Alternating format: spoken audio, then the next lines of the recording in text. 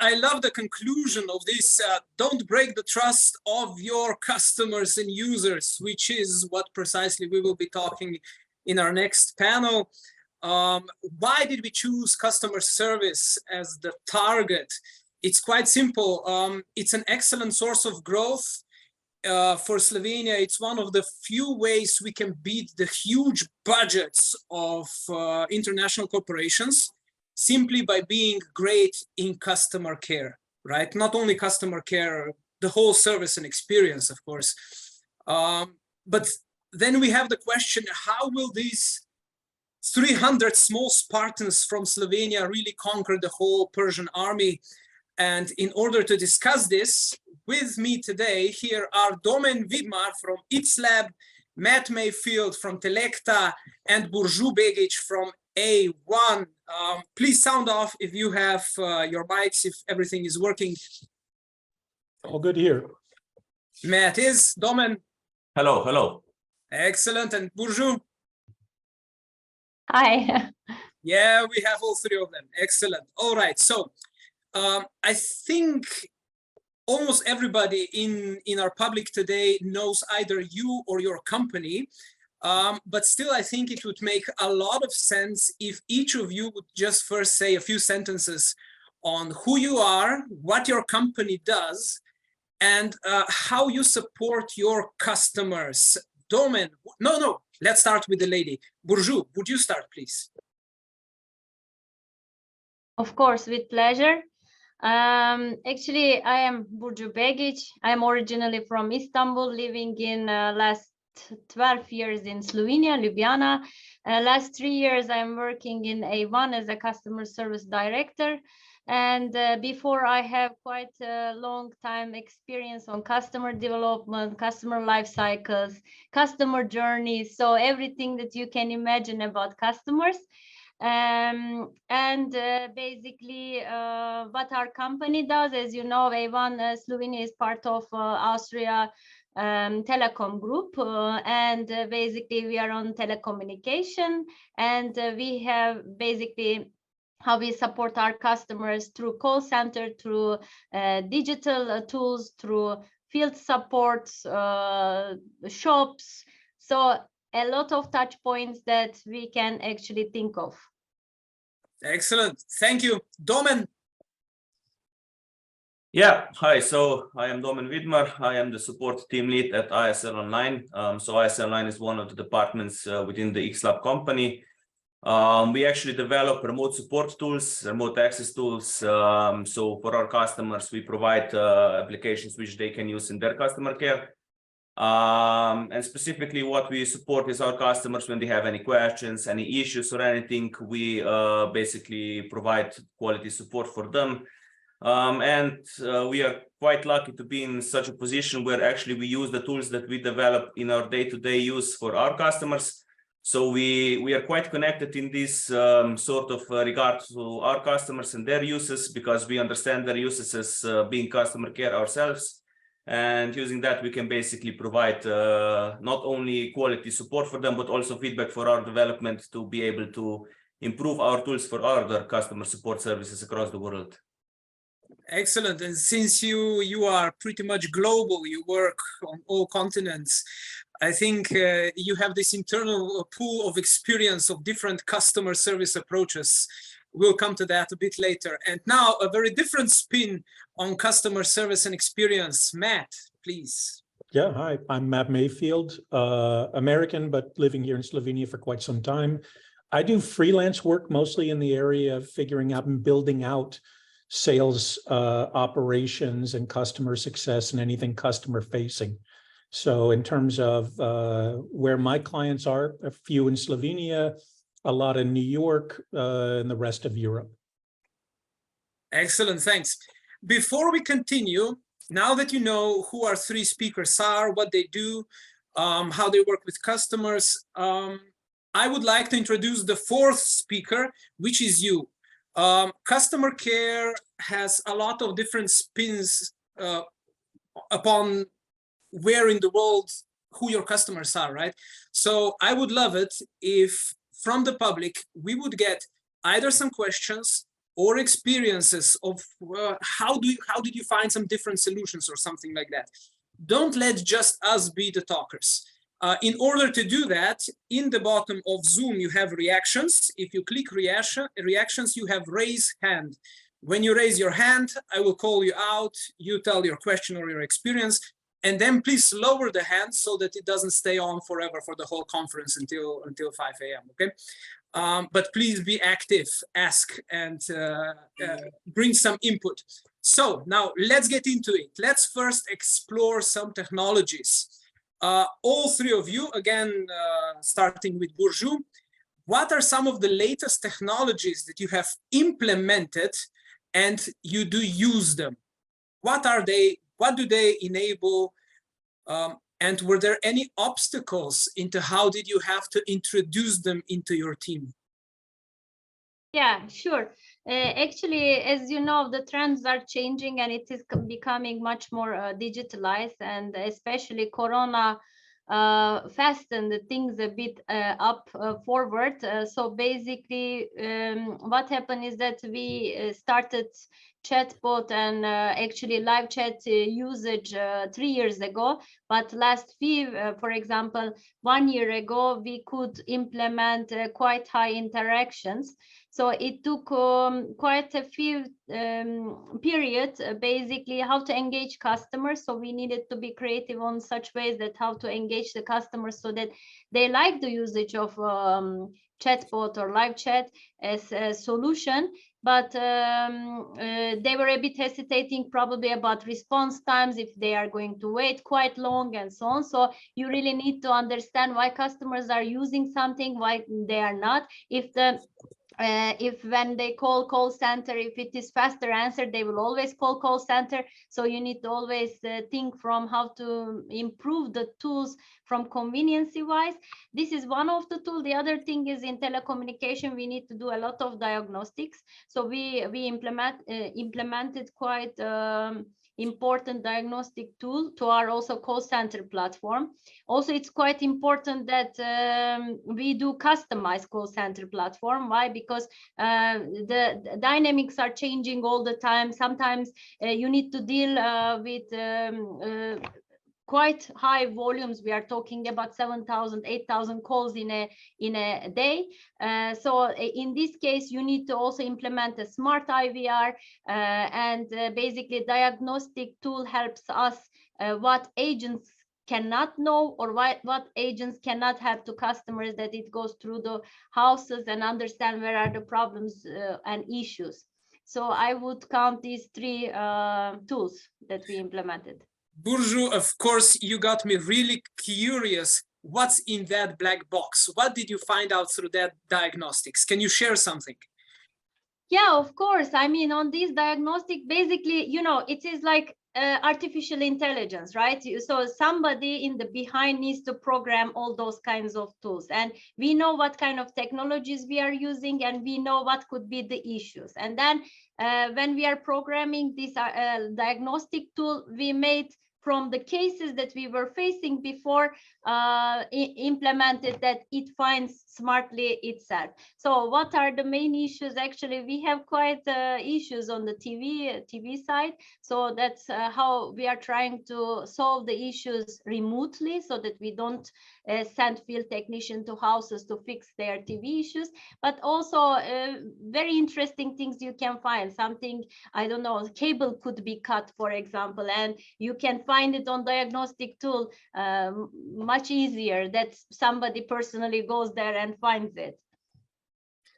Yeah, excellent. You know, I have 2 small daughters, and when I go out, I unplug the TV because they never think that they should plug it into electricity. Everything else they figure out, but the plug-in, no, they don't figure it out, and it works brilliantly. Excellent, thanks. Matt. I mean, for new me, technologies. Yeah, so I'm working typically the other end, which is, you know, named customer support people for very large business-to-business deals.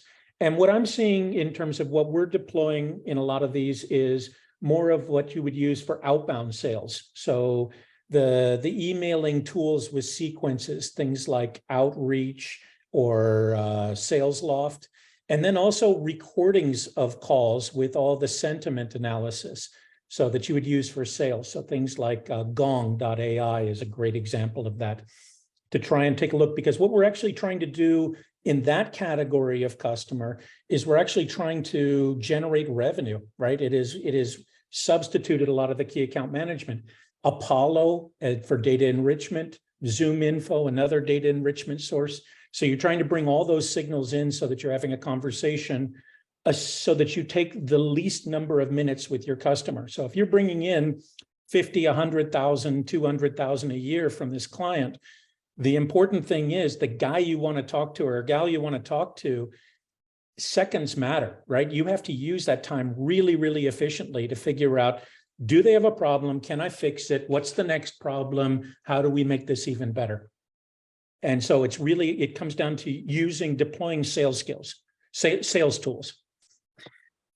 Is it, how hard is it to implement that into an average person that you work with? So again, what I'm typically working with is people who are into technology. So the people are hired with a relatively high technology skill. So typically that category of user, it's not particularly difficult because they have to. It's a bit like accounting. You don't have a choice. Sales, you have a bigger problem, because so long as you close the business, it doesn't matter if you pee on the carpet. But on the customer success, more or less, it's the required tools and they move on and do it. So no, not too many deployment problems. All right, wonderful. Domen. Yeah, so at ISL 9, we recently went through quite a lot of changes, specifically more internally. We had to increase the number of people on support and also redefine all the processes due to a number of changes. So internally, those were quite a lot of changes in regards to technology, specifically how we handle emails. We had to revise and implement a new system on handling customer emails.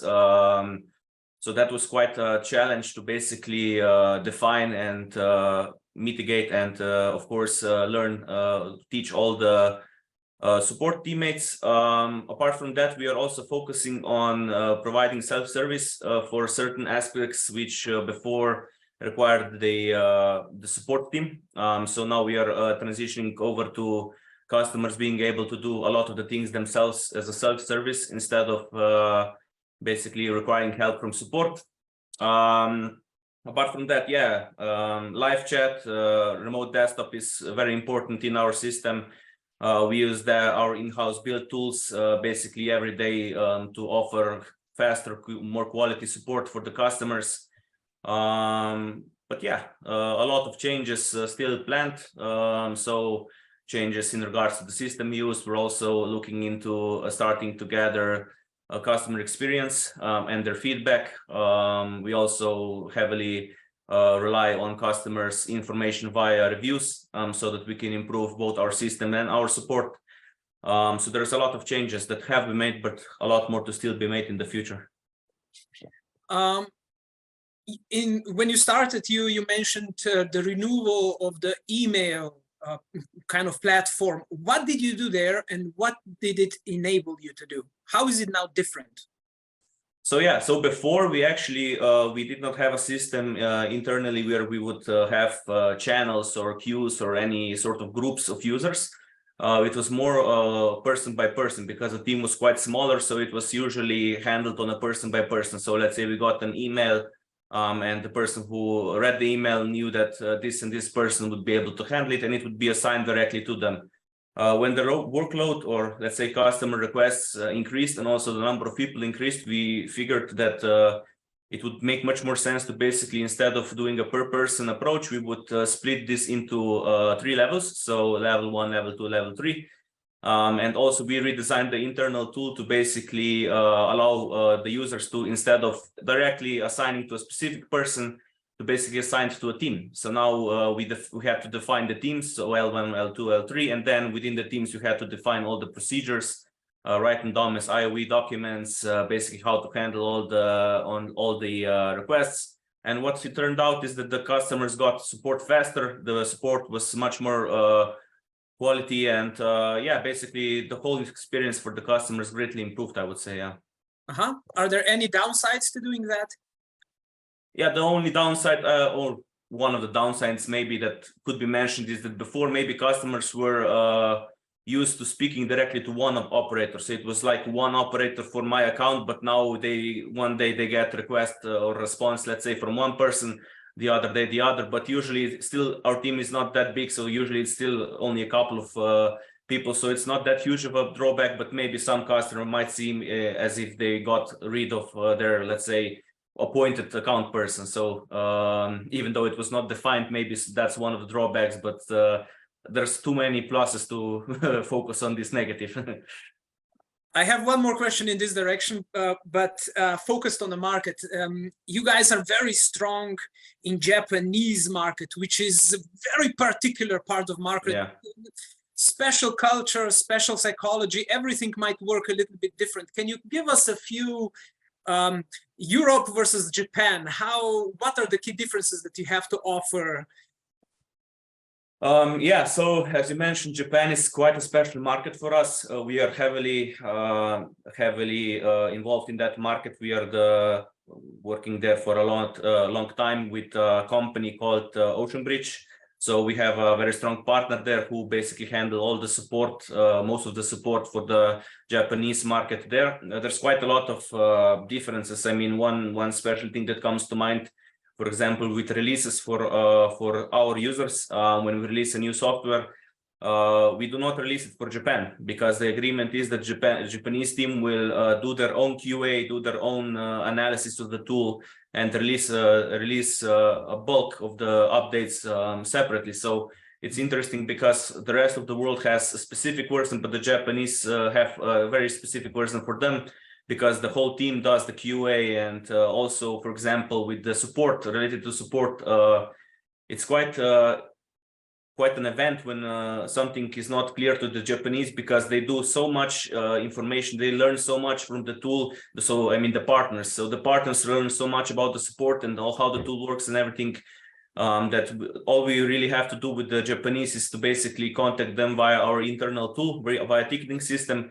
The rest of the things they all do themselves. So they're a really specific market, because they're almost independent company, as if we only just provide the software. So it's quite, yeah, it's very specific market, I would say. Very interesting to basically see how they function as opposed to Europe.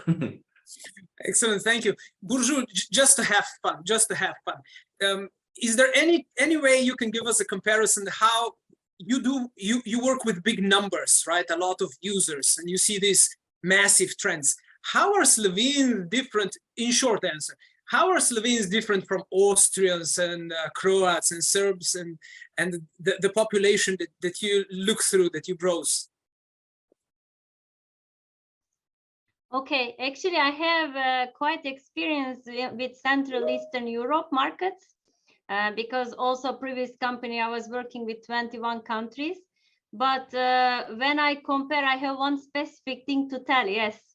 I find Slovenian customers quite critics, you know, they are critical, and like they are demanding, very demanding. But we need to understand also this can change from technology, from business, how to say, scope or not, because in telecommunication there are 4 main competitors in Slovenia for such a small market, you know. So that's why it's really important that how you do your job, you need to do it properly. If you don't do it properly, they will kick you, you know.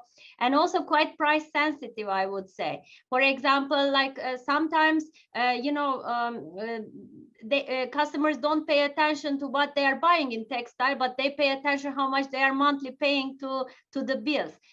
So you need to understand the differences, specifics, and then according to that try to have some solutions. But I would say the most specific is that I find them more critical. All right, thanks.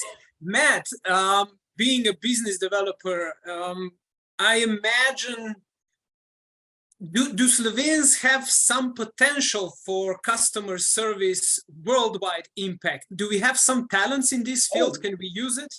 Absolutely. This is someplace, sales is a difficult thing to do in Slovenia. You know, it's not a traditional strength. But, you know, I see we've got some Zamanta people here. They set up all their sales organization in the United States, but 100% of their customer success was done here in Europe, in Slovenia.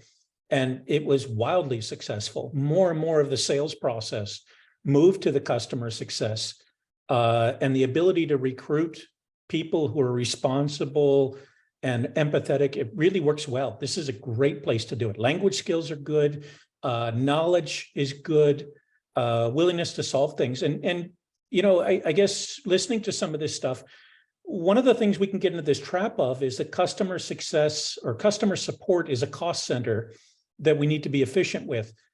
I'd say one of the things we've seen a big trend in the last years is the opposite of that, which is we have a recurring relationship. This is the subscriptionization of the way we think about business and, you know, how we generate our money, right? We moved a lot away from, in some of the more modern and higher end B2B stuff, we're moving away from this idea of key account management and the guy that takes everybody to lunch, and focusing much more on that kind of nuts and bolts, partner up and let's go make some technology really work and share in that win-win. And I see that that's the big difference. So where I see Slovenia specifically, but Europe in general, is we often want to defend, right? So there's control on the customer success team. Instead, you want to do just the opposite. You need to give them the freedom to do whatever it takes to make that person happy, because it's way cheaper, whatever that person is going to give away, than what it would cost to acquire a new customer. And a customer's had a problem and then is surprised with how generous you are at the back end, they're for life.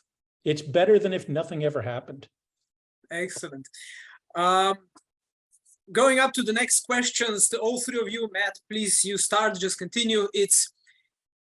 Are there any technologies in the field of your dream come true, something that, hey, I would really like to implement this?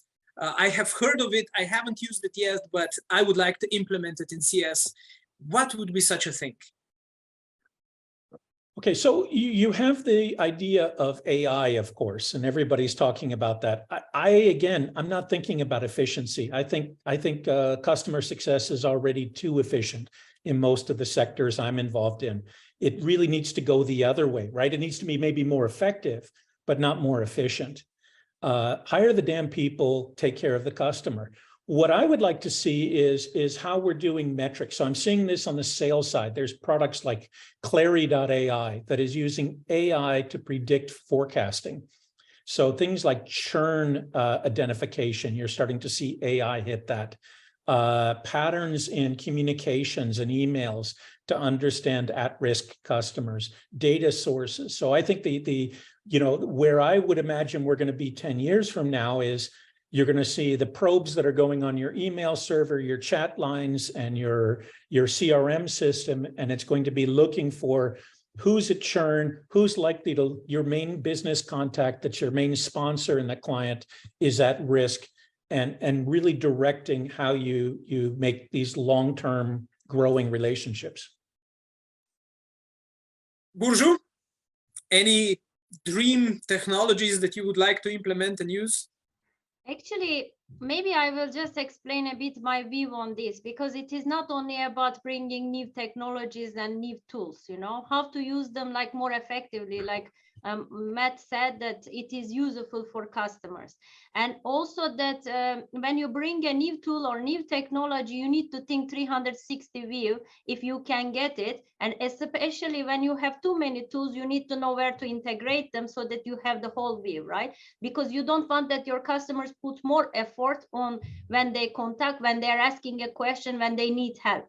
So here I am seeing more opportunity that from the tools that we have, how to make a 360 view, so how to integrate them smartly, and the agents or the customer support has view on the customer's whole history and all touch points. This is one thing. And second thing is that also when we talk about artificial intelligence, yeah, this is something very, very trendy and so on. But also what is really important is that what we realize is that it was very trendy word few years ago, robotization, especially in our sector. Robotization, especially dummy work that you don't want to use your resources. Why? Because you want to use them more effectively, more than even efficient. But then what it happens is that robots will be using only the knowledge that you give and one part of the job, but not holistic approach. We all need to work behind more for automatization, how to automatize our processes so that it will be easier to reach to the information, or it will be easier for customers or agents or salespeople to use this information basically. So I see more potential on automatization, and I see more potential first optimizing the tools so that we have the right view, and then next step. There's a lot of also next step talk regarding metaverse and so on. We don't know what it will bring for customer service. We know what it is, what it does to textile companies, how customers are now going through, you know, all this experience. For sure it's trendy, for sure it is nice, but it will take some time to get there because we are not there yet, not as a company only, but also what I see around that. We need to do the things more smartly, what we have already right now. How often do you introduce a new technology? I mean, you're a part of a big corporation. How often do you, either Slovenia or the whole company, introduce a new technology into your field?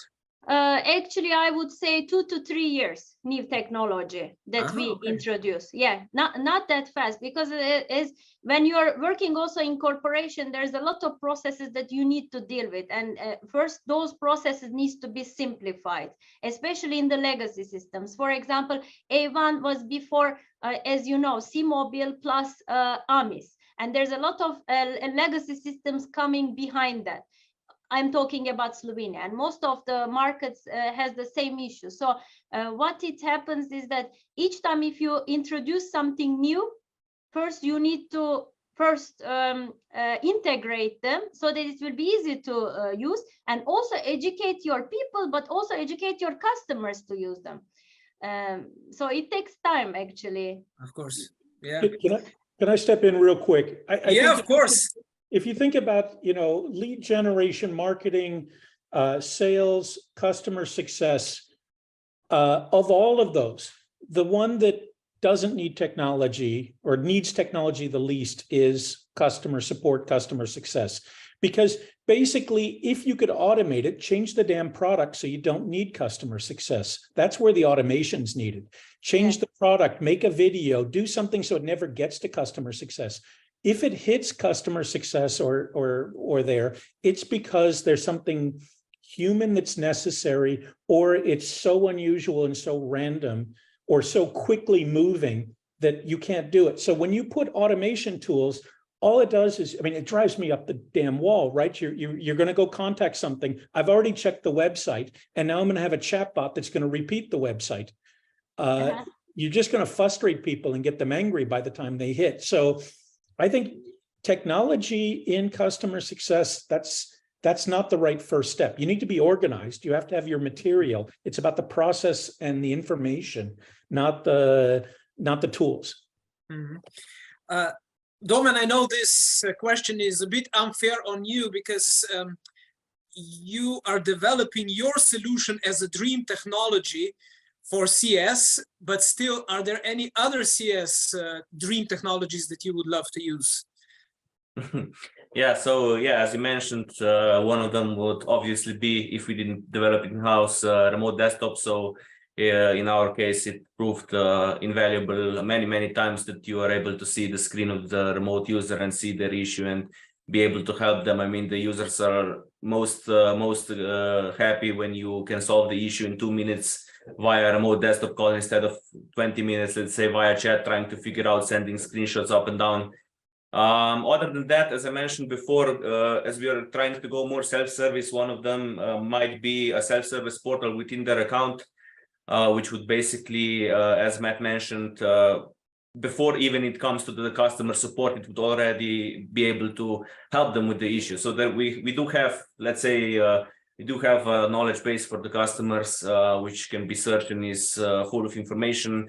But sometimes when the customers don't know what to search, they come to the chat frustrated because they did not find the correct let's say help page. So maybe something this self-service portal would be able to help them with this, maybe some AI to basically propose the solution or some proposed steps what to check. But mostly, yeah, this would be good for the customers because not only would it offer solutions after the issue would already happen, we would all actually like it that before even the issue happens. So in our case, let's say when we have sub accounts within a main account and they set some setting which actually blocks access to a different part of the service, maybe we would like to notify the customer beforehand. So if you're going to set this, then this and this is not going to be available, which then would already let's say make it so that the customer would be aware and not need to come to the chat and let's say speak with us about this, because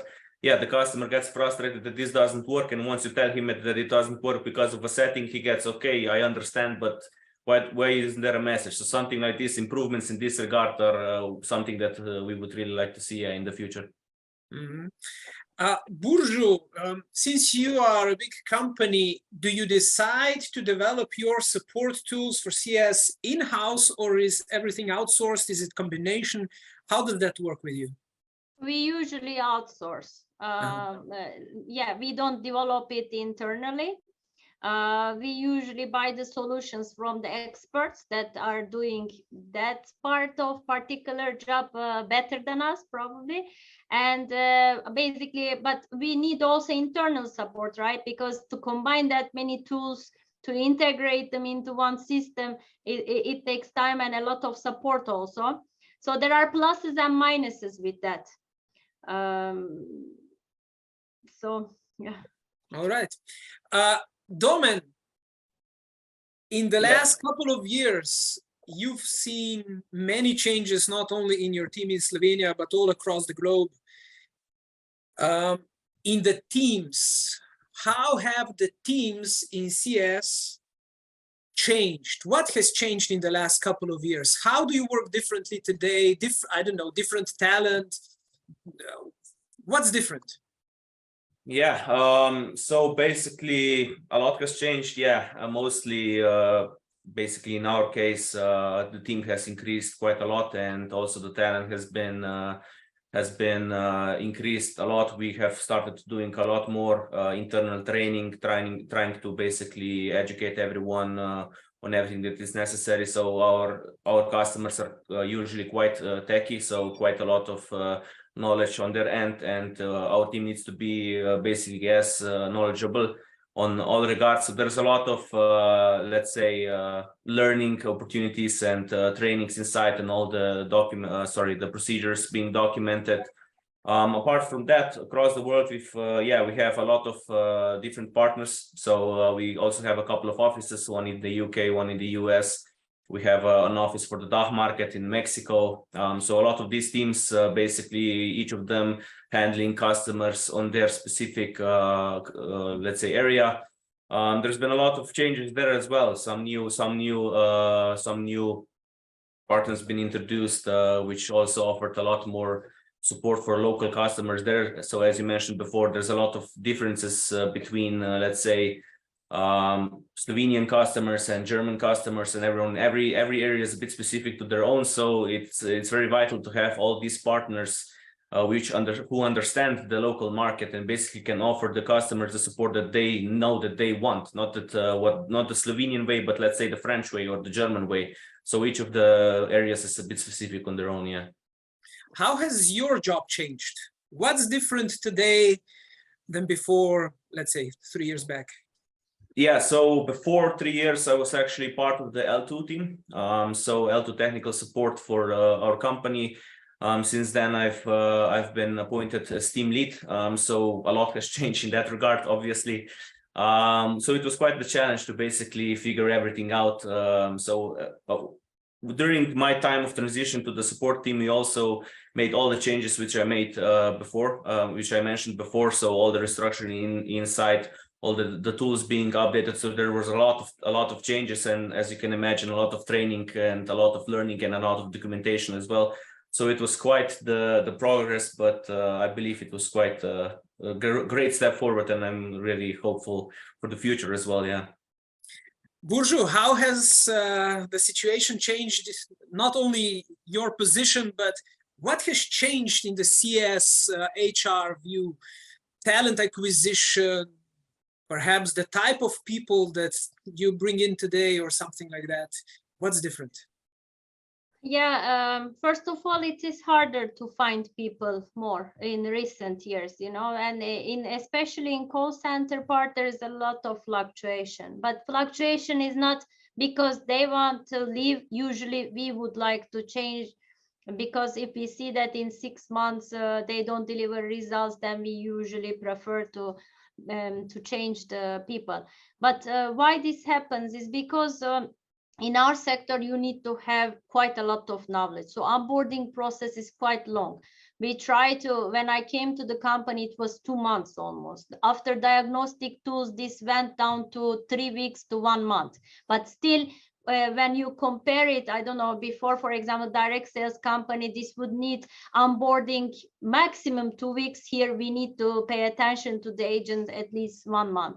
So the skills are also quite variable, because we went into the direction also in customer service, also sales, because we need to generate revenues. It's not just that we are the cost center, and how we generate revenues, we offer solutions to the customer. So it sounds different when you offer the solution to the customer when they have the problem. So you need to have also multi-skilled people actually. So it's not only that, okay, you have good attitude and you have a good way of talking, but you need to use these tools, computer skills, sales skills, you know. So it's really that we are demanding much more like skillful people, and it is getting harder to find such people. Of course, some things are trainable, but you need to have at least some basis to do that.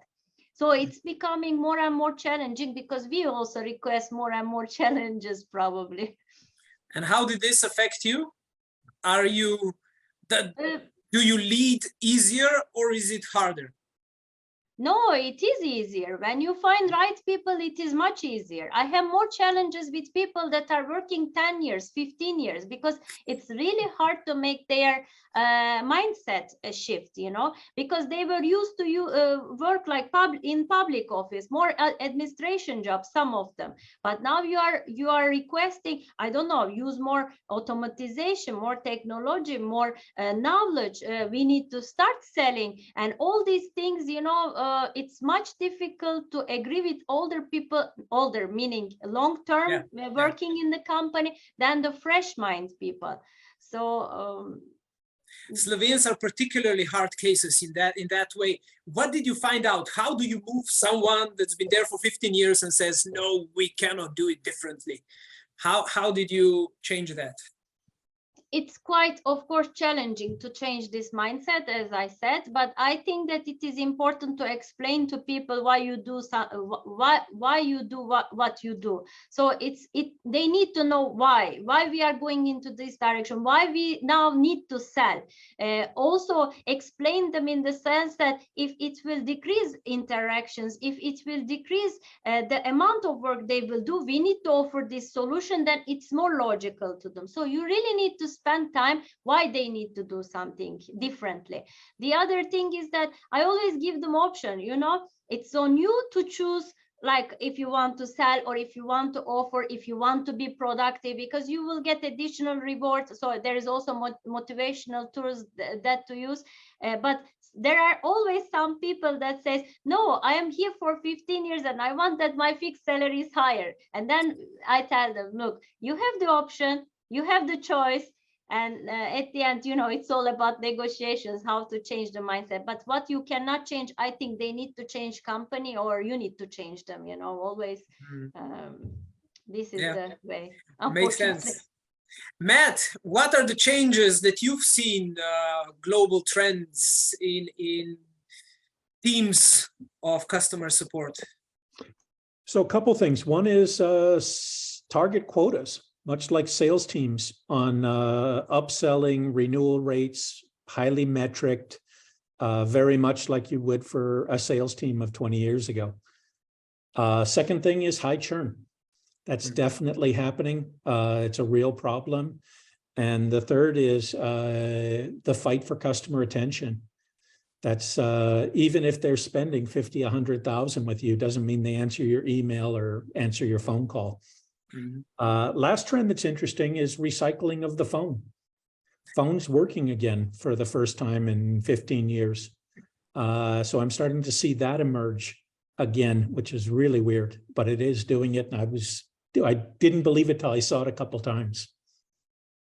Wow. Okay. We'll come back to that a bit later. Sure. Domen, how do you connect your field, the processes, the teams and everything into the revenue stream of the company? How does CS support sales and marketing? Which connections do you have? How do you have it structured? Yeah, so one of the most important things, of course, is keeping customers happy, because happy customers with all their issues resolved or the questions answered are much more likely to renew. So renewal is much cheaper for us than finding new customers. So that's, of course, one of the biggest things. The other one is actually in the last few years, we've had quite a big increase in large corporate customers. So we have huge customers across the world who have I don't know, many servers into so we have a tool, or let's say a service we provide, which is called Managed Private Cloud, which basically means that for corporate customer, we set up servers in their specific desired locations, be it their own servers or data center, and then our team handles all of the setup, all of the configuration, all of the monitoring and everything. So for the customer, it's just as if it was a private cloud only for them, but for us, of course, that means that we handle everything for the customer, and it is actually this sort of sales engineering. So this goes on before even the customer buys the solution. Our team is very connected with the customer. They let's say learn about their setup, they learn about their needs, they learn about their experiences. And upon this, they can provide a very customized approach of the managed private cloud, which is specific for that customer, with all the specific settings, with all the specific, let's say, functionalities enabled, disabled, however the customer prefers. And if we are able to provide this, usually the customer is very, very happy that we were able to establish exactly what they wanted in a short amount of time. And of course, if they are happy, they will purchase, and that's also a revenue. Okay. In A1, Burcu, how do you I imagine you have like 100 of links between CS and then sales and marketing and development and all of that. How does it work? Actually, it works quite okay, because we have quite a lot of agile teams inside the company. So we have people combined in these agile teams. So from every department, some expert regarding one topic that we would like to implement meets up, you know. So there is quite good cooperation. But on the other side, of course, there is always challenges, right, with sales and CS. Why? Because like customer comes to complain to the shop, and why customer comes to shop, you know, customer service needs to, you know, handle this customer. But at the same time, you know, it's one of the touch points, and we need to understand where customer chooses. If it is easier to go to shop, they will go to shop. And if it is easier to call, they will call, of course. But what is really important is that we make sure to educate customers which channels to use, and to make those channels so responsive that they will not try other channels. So basically, so there is challenges time to time, but I would say that cooperation is quite not a problem because of this agility that we formed inside the company, I would say. How did you manage? I mean, what very often happens is that everything negative with the customer is attributed to development and to customer support, and everything good to the sales and marketing, right? So keeping up the brand of CS is quite hard. How do you represent that on a company level? Because it's also very important for your team not to be the bad guys versus the good guys. How do you do that? You touched to a very important topic. It's really true what you said. You really need to be strong, and you really need to stand by your team, and you really need to try to do the things correct, of course. And the goodwill, you know, of course, that if you have a mistake, you say you have a mistake and you improve it. But on the other side, yeah, usually the fingers always comes to customer service. How to give the confidence, how to improve the perception of customer service, I would say that it came after we started also with sales, you know.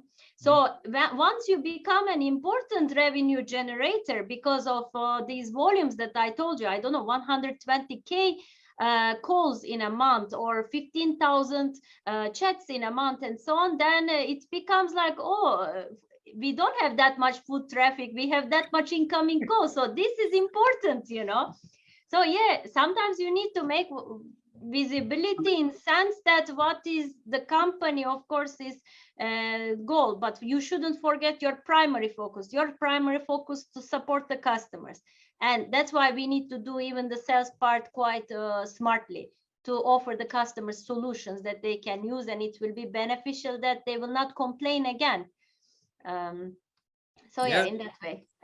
Excellent. Matt, I bet you have like thousands of thoughts based on this, what we've been just telling.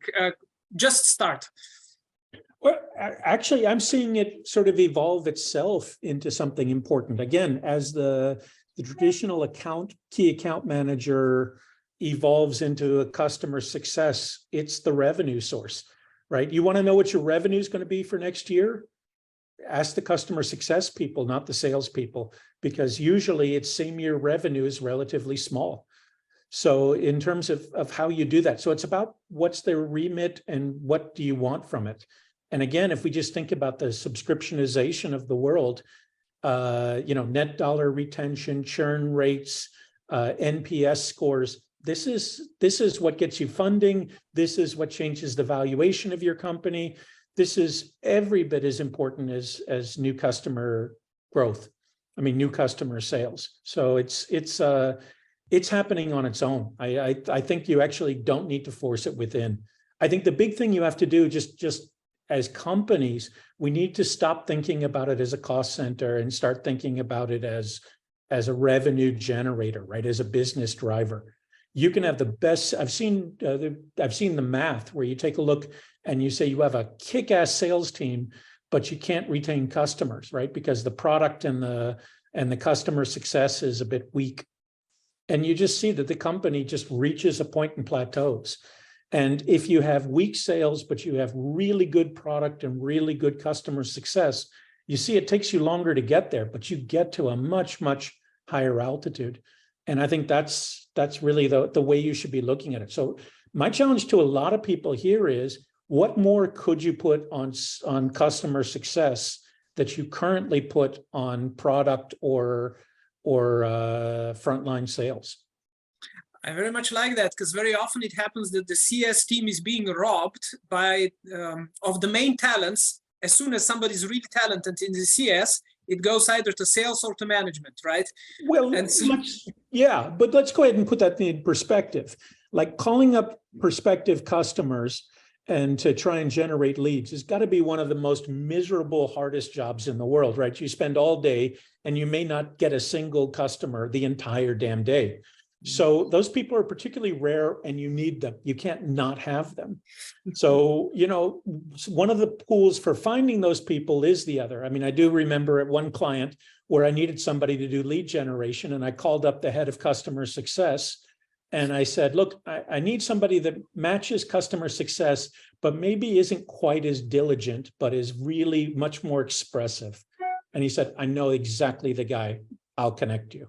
Turned out to be great. The guy went through lead generation, SDR work into sales, and it's been a pretty good success. So it is potentially a good proving ground, but it's for the different personality, right? Customer success people like solving people's problems, right? They have to be able to handle the abuse, but that's it.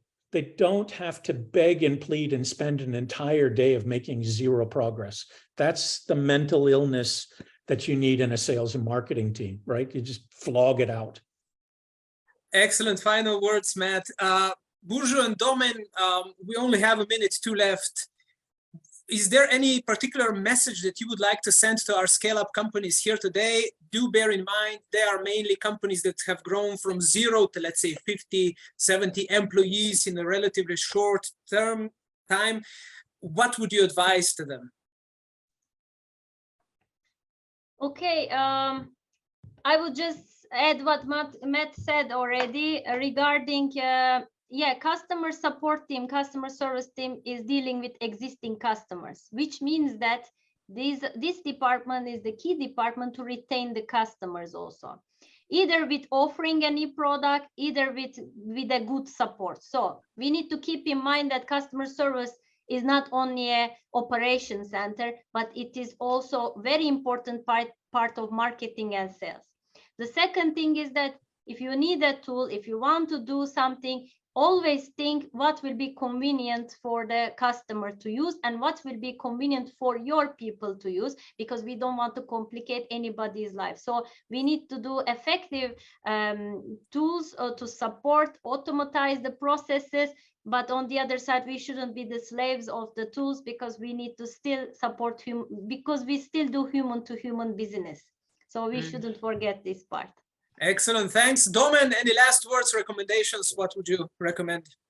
Yeah, I pretty similar to Burcu. Basically, yeah, customer care is a vital point, because you are actually dealing with the customers when they are quite upset, probably something doesn't work or anything, and being able to pull out the best from that situation is quite a useful skill to have, and useful, and try to fill your team with people who understand issue and understand the customer's frustration, and understand basically that at the other end is another human who is frustrated that he can't do his job correctly, or some tool is blocking him from doing him, and he's frustrated. So it's important to find the correct people. Apart from that, the correct tools, obviously, and of course, most importantly, customer support should not be focused on basically your team having the easier job. It should be focused that the customer has the easiest approach to basically get the result that he needs. So I would say that focusing on the customers and their experience during the support procedure is the most important thing.